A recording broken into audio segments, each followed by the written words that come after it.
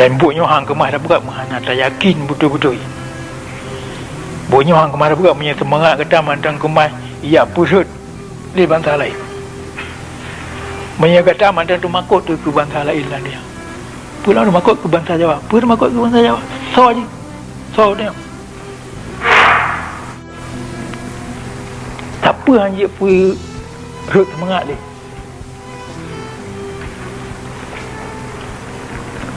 Menyapa yang kali dah kalat kakemah dah berat orangnya. Yang pula hana dumpu orangnya.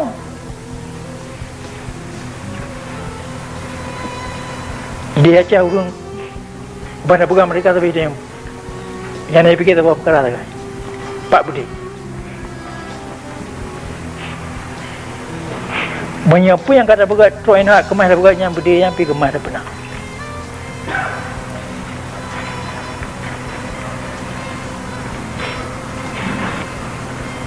Urusnya we-we-nya tapi yang berdiri pakai anak ibu saya gerawai.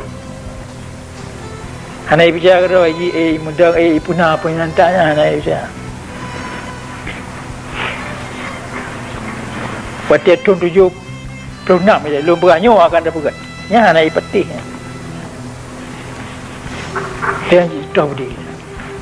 Dalam buku diary les mumpul kalau banyak. Pakai benda penting. Tapi kalau muisa penting. Yang apa boleh lah yang penting. Cuma tajuk benda tu ya kimak lebih kurang.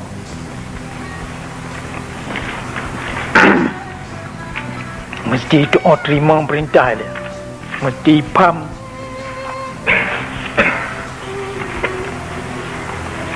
Apa yang dah buat dengan keyakinan yang penuh. Ada doa terima perintah, ada doa beri perintah. Dan ada kon pakon yang ada terima perintah. Supaya tahu dia bertari mati bersajan. Dua badang apa bakat.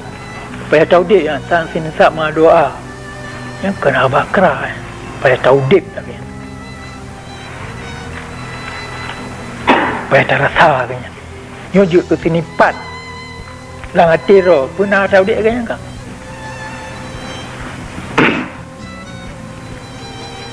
nya dia kata kemata kuasai kelai